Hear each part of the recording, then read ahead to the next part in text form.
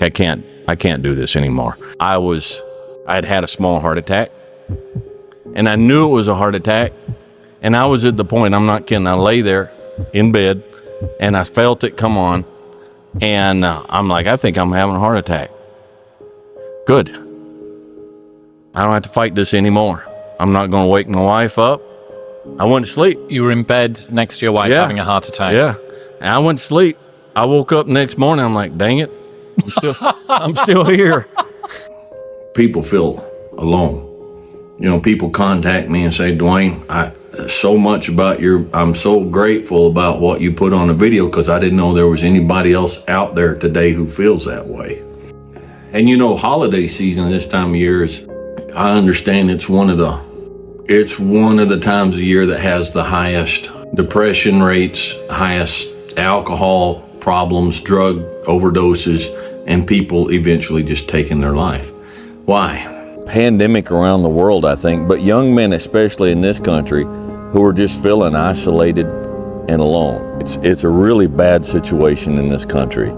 The numbers of when it comes to suicides, when it comes to homelessness, when it comes to prisons, the numbers of men in these situations are astronomically higher than women. And then this same guy read a lot of the feedback from women, and it was horrible. They were celebrating the fact that men are three times more likely to commit suicide. And it's no wonder good men in this world are backing away from women and saying, look, this is not right. For most men watching, that self-isolation doesn't just happen once.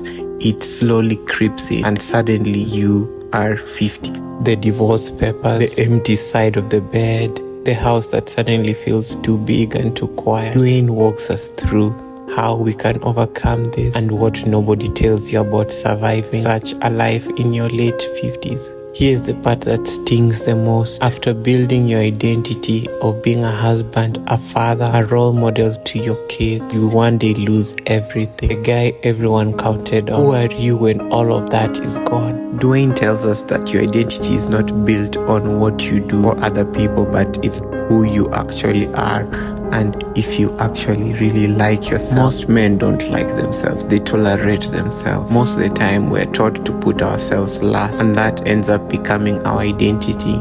Sometimes even self-hatred or self-isolation. By the end of this video, you learn the real path to letting go, finding calm and peace in being yourself and who you are.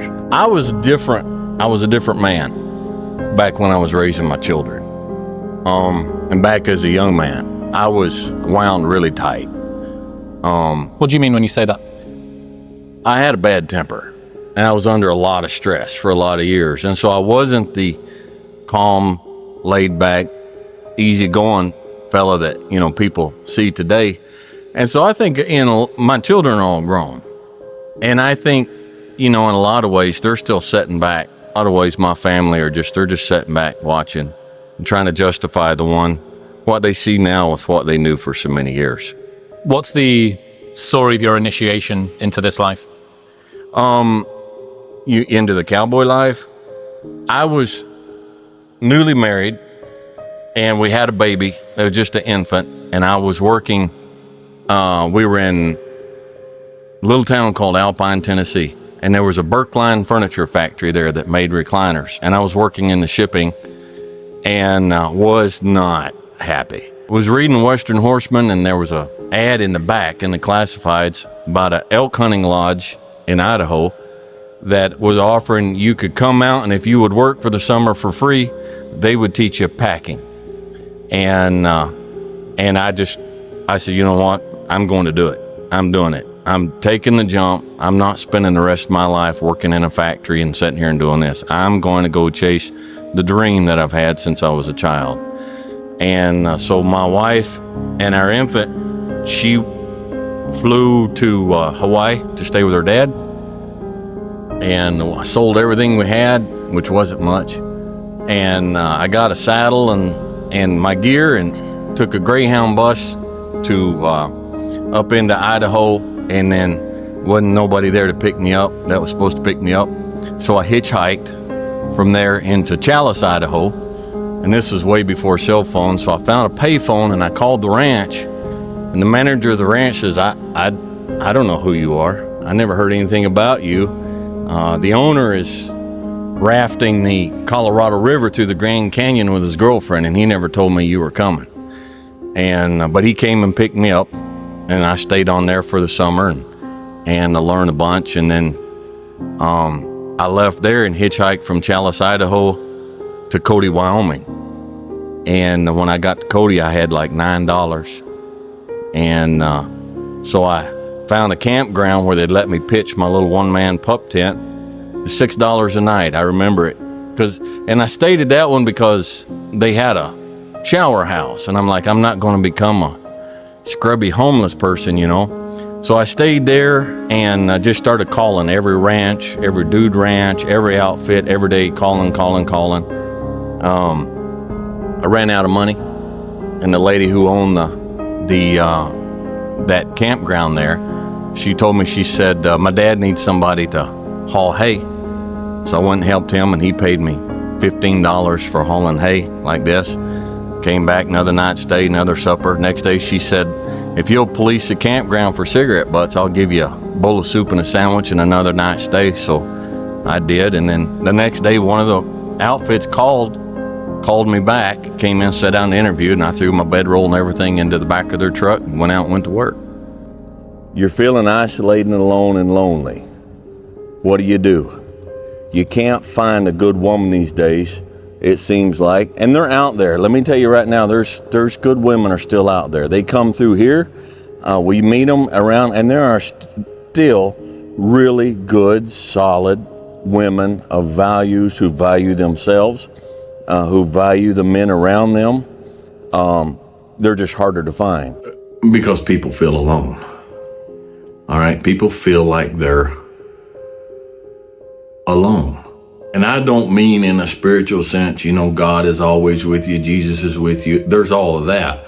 But humanly speaking, who stood for what was right, men who were honest, men who helped other people, men who supported and loved their wife, men who loved and supported and took care of their children, men who did a good, honest day's labor, not an honest wage, but they just did it. They just carried on with their life. We're everywhere, but we're the silent majority. When you walk through the supermarket, the grocery store, you might think you are the only one in there at that time that feels so lost in today's modern, shallow, cheap society. But I guarantee you there are other men in there who feel just exactly the same way you do, and they feel just as isolated. They feel just as singular. They're the only one. Ladies, I know there's ladies out there that feel like you are the only lady who still wants to be a lady. You're proud of your femininity. You hold on to your femininity. You respect yourself, you respect other women, and you still respect men. You're not the only one.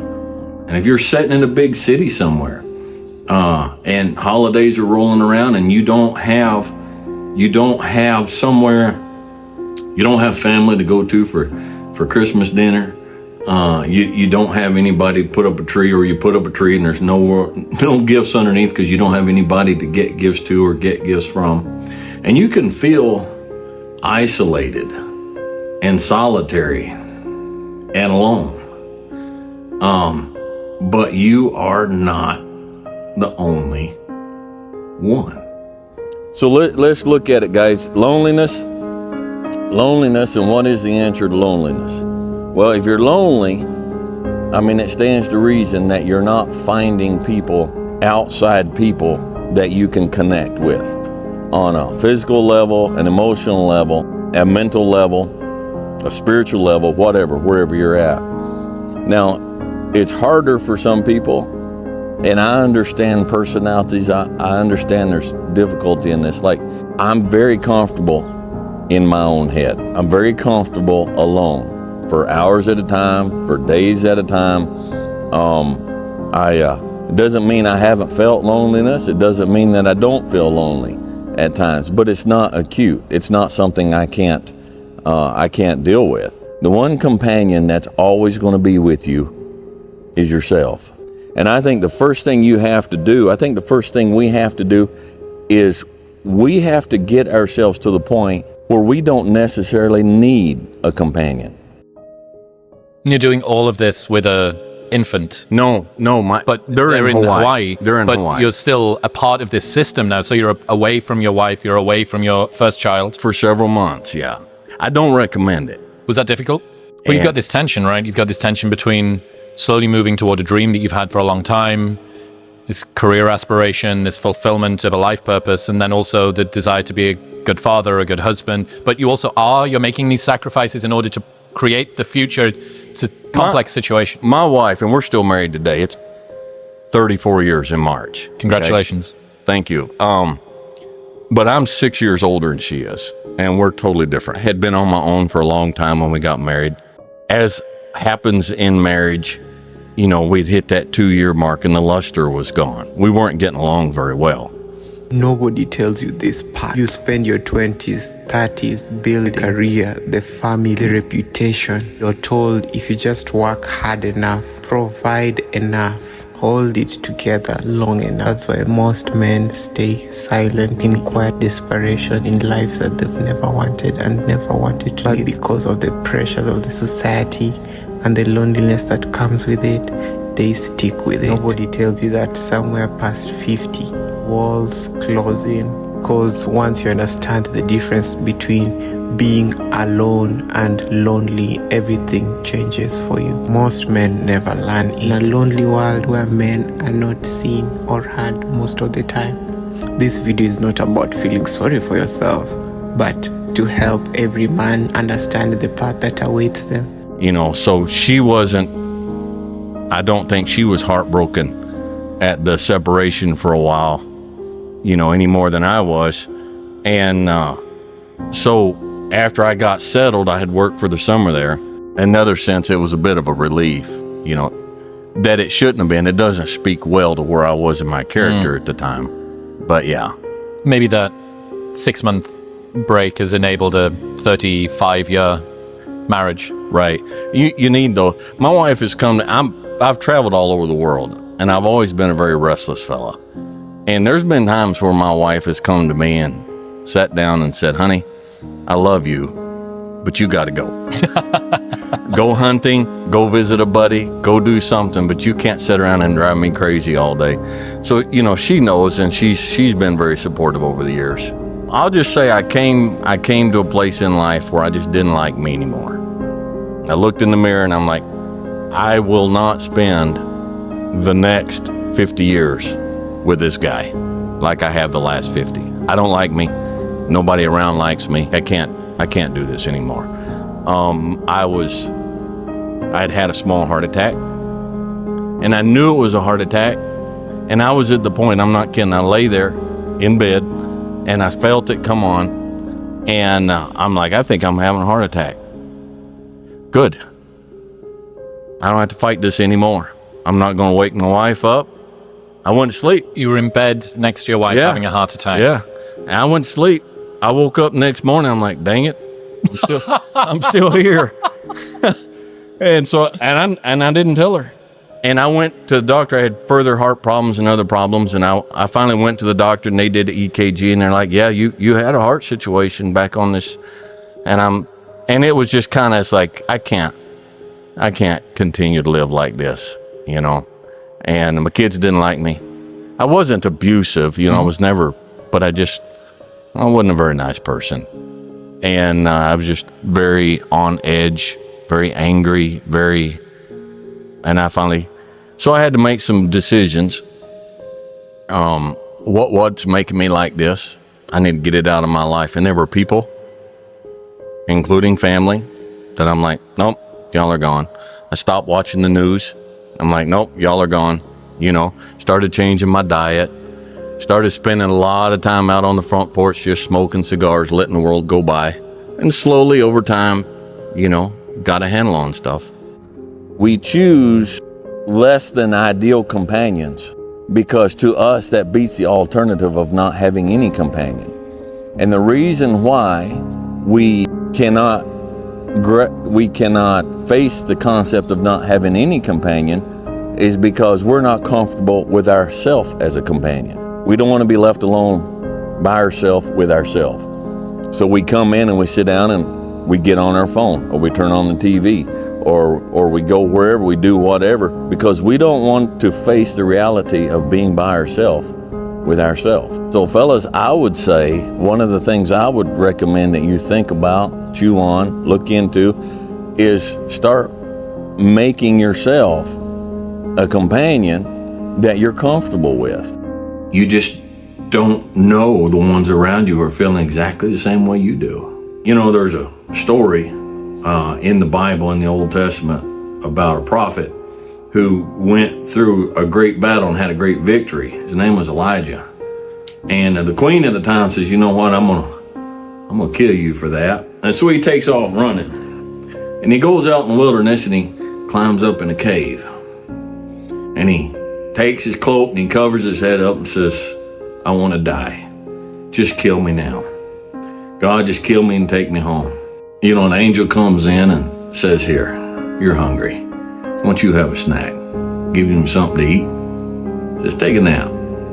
So he takes a nap. Then after a while, the angel comes in, wakes him up, says, here, you need something else to eat. Gives him something to eat. Then after a little bit, God comes in and they, have the still small voice. You can look it up in Kings. It's the prophet Elijah. God says, Elijah, what's the matter with you? What's wrong with you? Why are you so depressed and suicidal right now? And Elijah says, I'm alone. I am the only person left in all of Israel that believes in you and fights for you and does what is right. God says, Elijah, I've got 7,000 more men just like you. You're not alone. If Elijah can just want to crawl in a cave, put a cape over his head and say, God, take me home now, I'm all by myself, then it's understandable if we feel the same way. But just like Elijah, you're not the only one left.